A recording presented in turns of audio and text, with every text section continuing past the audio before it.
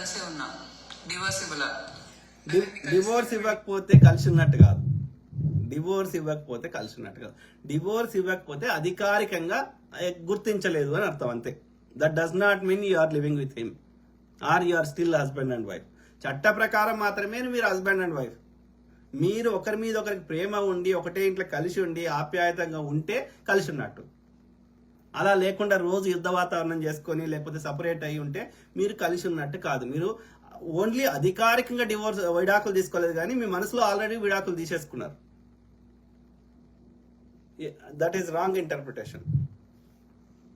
ఇప్పటి వరకు ఏ వ్యక్తితో, అర్థమైంది కదా, ఏ వ్యక్తితో